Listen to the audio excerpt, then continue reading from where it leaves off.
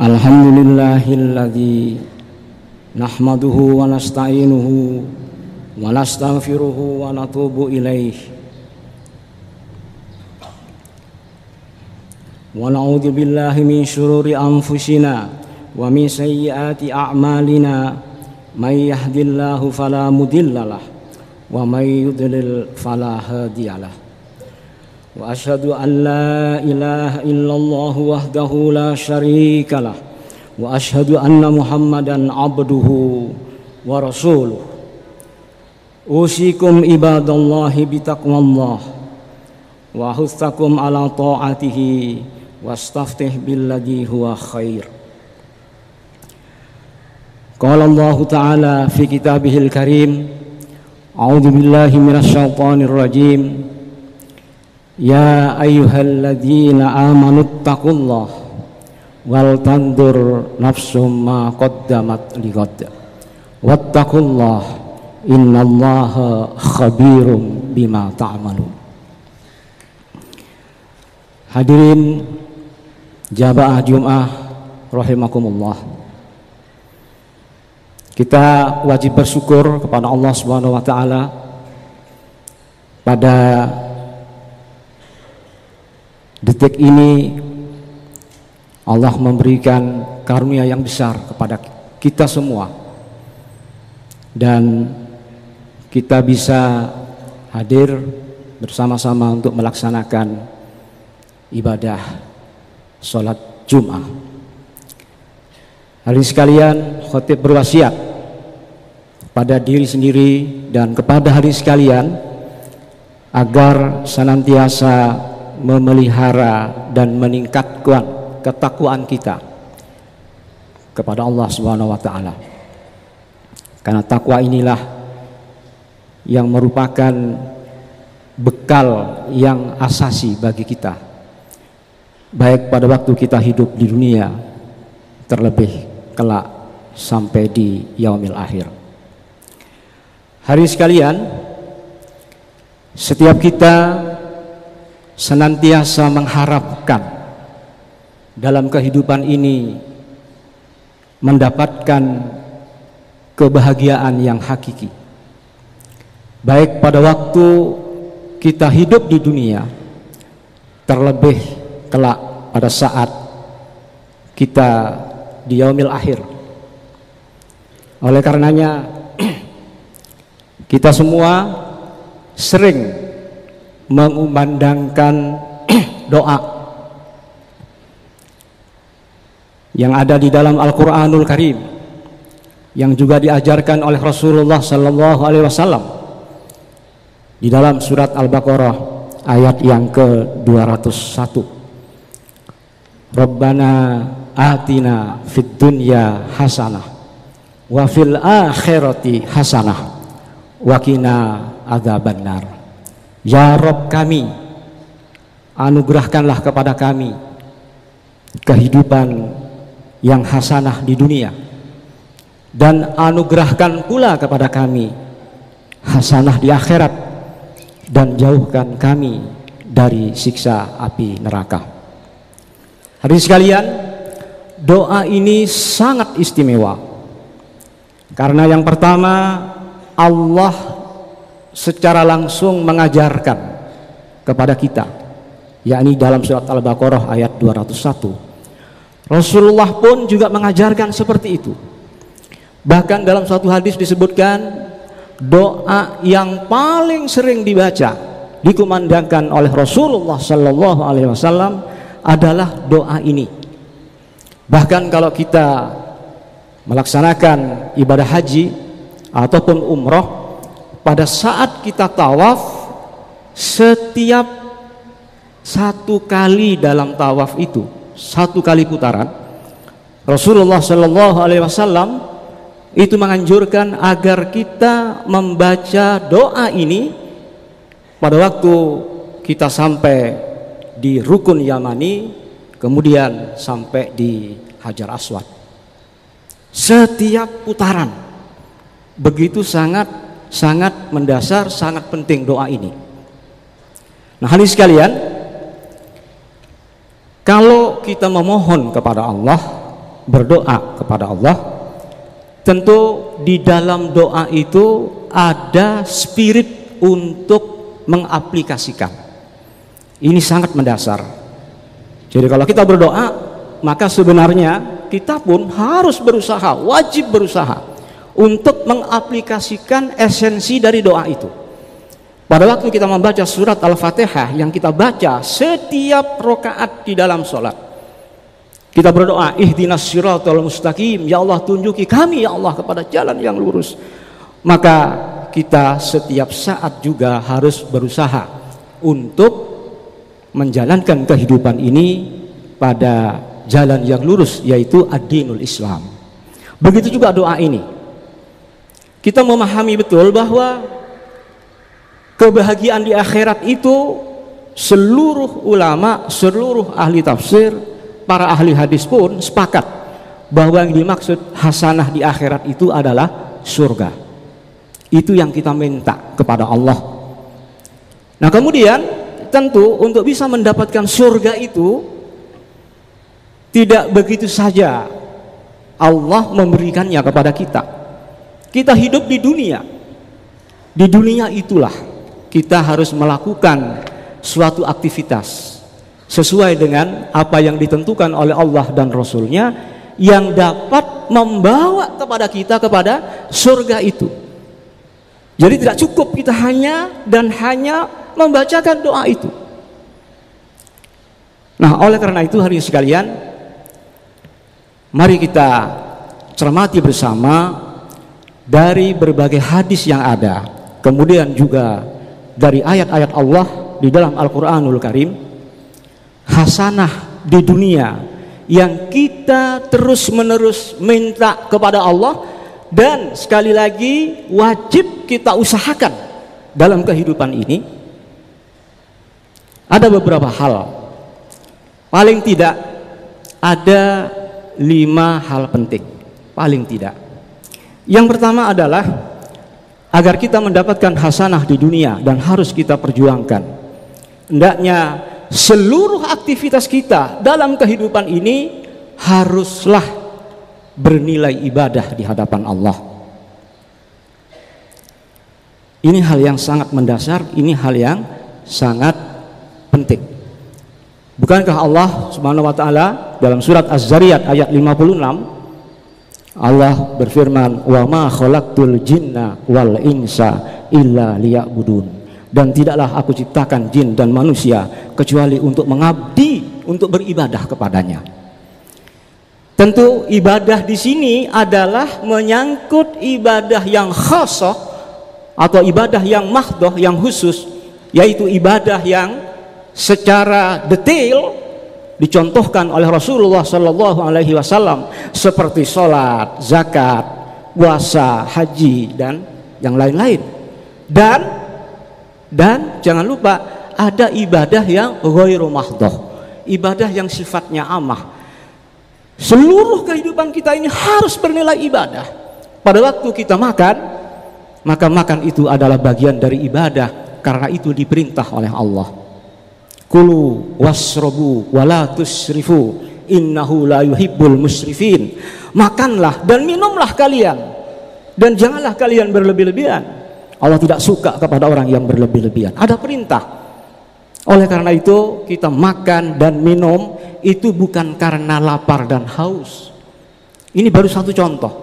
Kita makan dan minum itu karena diperintah oleh Allah, sehingga kita ucapkan basmalah, Bismillahirrahmanirrahim, atas namamu, atas perintahmu ya Allah, aku makan dan aku minum, sehingga itu bernilai ibadah. Suatu aktivitas akan bernilai ibadah kalau terpenuhi 2 hal. Yang pertama adalah ikhlasun niyah, ikhlasnya niat kita. Kita melakukan sesuatu itu karena Allah, itu artinya kita faham bahwa kita melakukan sesuatu itu ada dasarnya, ada landasannya. Apa landasannya? Ketentuan Allah dan Rasulnya. Itulah yang menggerakkan kita untuk melakukan sesuatu itu, bukan karena nafsu kita, bukan karena akal atau ra'yu kita.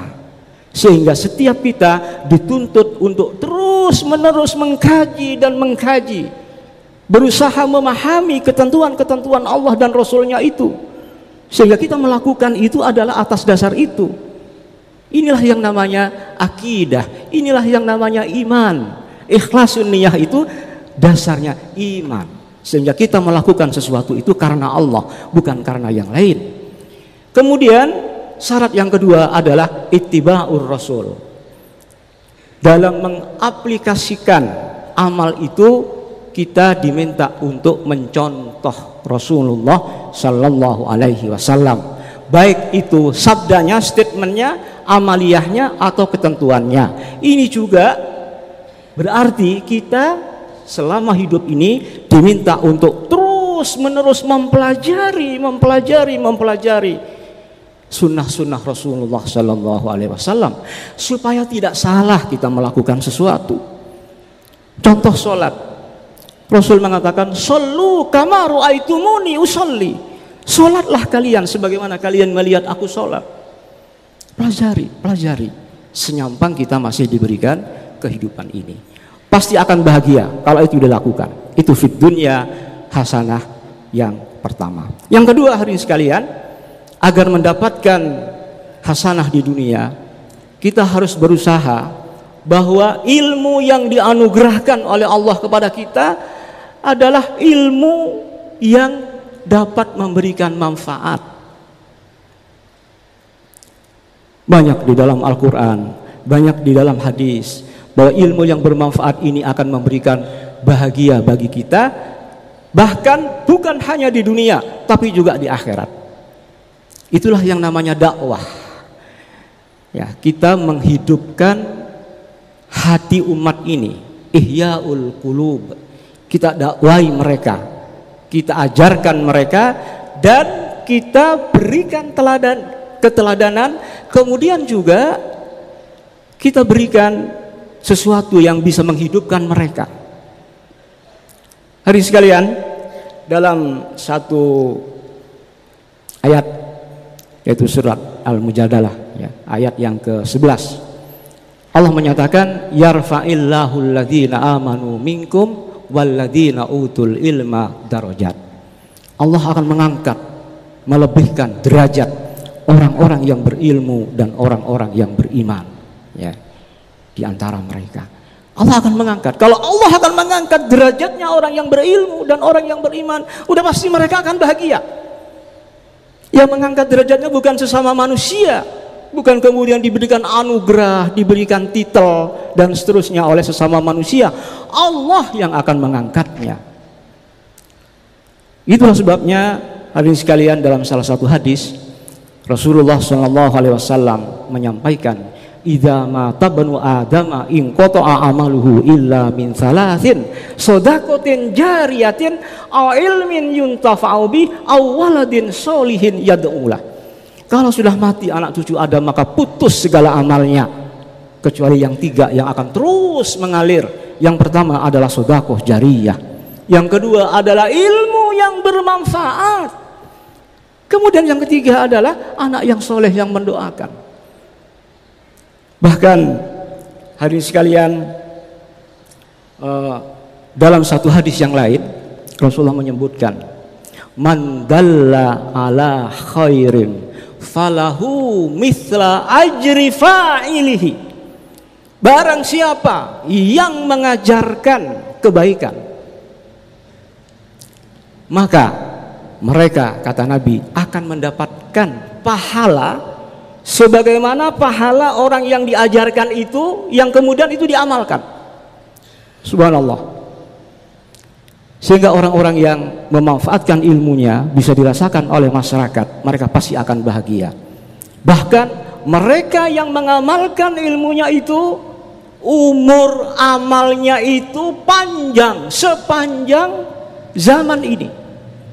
Boleh jadi umur biologisnya hanya sekitar 60, rata-rata ittiba'ur rasul 63. Tetapi karena mereka mengamalkan ilmunya, kemudian diamalkan lagi, terus diamalkan dalam kebaikan, generasi berganti, terus diamalkan, dihidupkan, maka umur amalnya orang ini, hamba Allah ini, dia pada hakikatnya adalah panjang sepanjang umur zaman ini. Betapa bahagianya mereka. Itu yang kedua. Kemudian yang ketiga, hadirin sekalian, yang akan membawa kepada fid dunya hasanah adalah kita berusaha mencari dan memanfaatkan rezeki yang halal. Allah menyebutkan kulu mimma fil ardi halalan thayyibah. Makanlah sebagian apa yang ada di permukaan bumi ini yang halal dan yang thayyib. Bukankah sabda Rasul, makanan yang haram yang masuk ke dalam tubuh kita, maka pada tubuh kita itu daging yang dibentuk dari barang-barang yang haram yang masuk ke dalam tubuh kita itu akan menjadi bagian dari neraka. Sedangkan dalam doa tadi, Rabbana atina fid dunya hasanah wa fil akhirati hasanah wa qina adzabannar. Kita minta supaya dijauhkan dari siksa api neraka.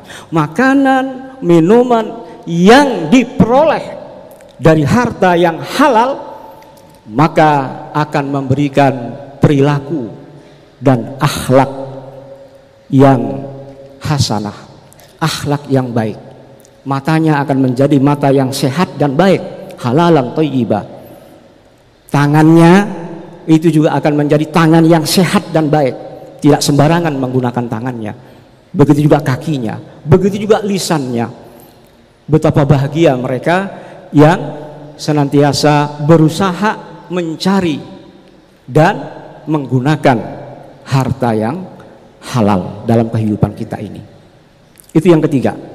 Kemudian yang keempat, yang akan membawa kepada hasanah di dunia adalah kita berusaha membentuk keluarga yang sakinah, mawaddah, warahmah.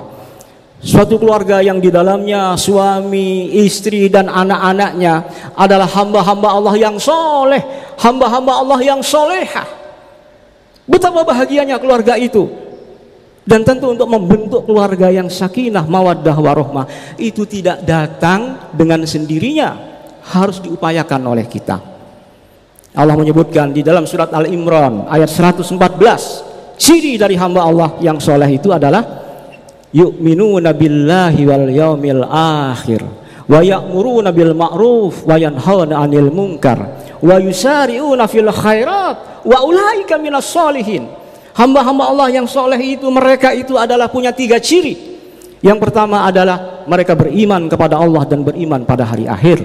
Kemudian yang kedua adalah mereka senantiasa punya kepedulian yang tinggi terhadap umat ini dengan cara senantiasa menyeru kepada yang ma'ruf dan mencegah dari yang mungkar. Kemudian yang ketiga adalah mereka senantiasa berlomba untuk berada pada posisi terdepan dalam berbagai-bagai kebaikan. Mereka lah hamba Allah yang soleh. Sampai dalam hadis disebutkan keluarga yang sakinah, mawaddah, warahmah itu kata Rasul, baiti jannati, rumah tanggaku adalah surgaku. Pasti akan mendapatkan kebahagiaan dikala keluarganya adalah keluarga yang sakinah, mawaddah, warahmah. Sampai dalam hadis lain Rasul juga mengatakan al jannatu tahta aqdamil ummahat. Surga itu berada di telapak kakinya para ibu, yaitu mar'ah solehah, istri yang soleh. Banyak ayat dan hadis yang menerangkan seperti ini. Oleh karena itu kita harus berusaha untuk membentuk keluarga kita menjadi keluarga yang sakinah, mawaddah, warahmah. Kemudian yang terakhir, yang kelima, yang akan membawa kepada kita hasanah di dunia adalah kita hendaknya berusaha untuk membentuk dan mencari bi'ah hasanah, lingkungan yang baik. Pasti akan bahagia. Dimanapun kita berada, kita selalu berusaha mencari dan membentuk lingkungan yang baik. Lingkungan yang baik itu yang seperti apa? Allah sebutkan di dalam surat 5 ayat yang ke-35, ayat Al-Maidah. Ya ayyuhalladzina amanu taqullaha wabtaghu ilaihil wasilah wajahidu fisabilihi la'allakum tuflihun. Wahai orang-orang yang beriman, bertakwalah kalian kepada Allah dan hendaklah kalian mencari dan membentuk lingkungan yang dapat mengingatkan kalian kepada Allah. dan bersungguh-sungguhlah kalian dalam melakukan itu, maka Allah akan memberikan kemenangan kepada kalian. Bayangkan hadirin sekalian, lingkungan yang terdekat dengan kita adalah rumah tangga kita, istri, anak, orang tua, mertua, tetangga kita, tempat kita bekerja. Kalau bekerja di kampus, barangkali kalau kita hitung lama hidupnya itu bisa jadi lebih banyak di kampus ketimbang di tempat lain. Setiap hari dia berangkat ke kampus, pagi pulang sore. Betapa bahagianya mereka kalau berusaha membentuk bi'ah hasanah itu. Bentuk. Kehidupan kita menjadi tidak nikmat di dunia ini, apalagi di dunia kerja, pada saat di tempat itu terjadi saling menjatuhkan, berlomba untuk mendapatkan dunia yang fana, yang sangat banyak tipuan itu, saling menjegal, saling menjatuhkan. Oleh karena itu, adakan taklim, adakan pengajian-pengajian di mana kita berada. Buatlah semua yang ada di tempat kita, di mana kita sering bertemu itu, semuanya kita bawa ke surga. Buat seperti itu, alangkah indahnya, alangkah bahagianya. Atasan, bawahan, dan semua itu mereka berbuat hanya dan hanya karena Allah, bukan karena yang lain. Demikian hadirin sekalian, ada 5 hal tadi. Mudah-mudahan dengan paling tidak 5 hal itu akan membawa kebahagiaan kepada kita di dunia dan kemudian menghantarkan kita untuk mendapatkan kebahagiaan yang hakiki, yaitu di surga. Barakallahu li wa lakum fil Qur'anil azim wa nafa'ani wa iyyakum bima fihi minal ayati wadh-dhikril hakim. Aqulu qawli hadza wastaghfirullahal azim li wa lakum wa lisairil muslimina min kulli dhanbin fastaghfiruhu innahu huwal ghafurur rahim.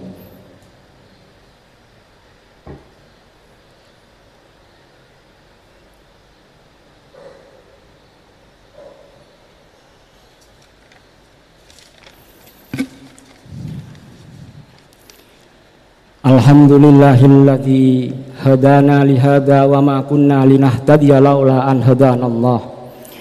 Asyhadu an la ilaha illallah wahdahu la syarikalah wa asyhadu anna Muhammadan abduhu wa rasuluh. Allahumma shalli wa sallim ala Muhammad wa ala alihi wa ashabihi ajmain wa man tabi'ahum bi ihsanin ila yaumiddin. Amma ba'd. Faya ayyuhal mu'minun ittaqullah haqqa tuqatih wa'lamu annallaha wa malaikatahu yusholluna 'alan nabi shallu 'alaihi wa sallimu taslima. Allahumma shalli wa sallim ala Muhammad wa ala alihi wa sahbihi wat tabi'in ajmain bi rahmatika ya arhamar rahimin. Allahumma fir lil mu'minina wal mu'minat wal muslimina wal muslimat al ahya'u minhum wal amwat. Allahumma arinal haqqa haqqa warzuqna ittiba'ah wa arinal batila batila warzuqna ijtinabah. Rabbana la tuzigh qulubana ba'da idh hadaitana wa hab lana min ladunka rahmatan innaka antal wahhab. Rabbana atmim lana nurana waghfir lana innaka ala kulli syai'in qadir. Rabbana atina fid dunya hasanah wa fil akhirati hasanah wa qina adzabannar walhamdulillahi rabbil alamin. Ibadallah, innallaha ya'muru bil adli wal ihsan wa ita'i dzil qurba wa yanha 'anil fahsya'i wal munkari wal baghi ya'idukum la'allakum tadhakkarun. Fadhkurullaha yadhkurkum washkuruhu 'ala ni'amihi yazidkum wa la dzikrullahi akbar.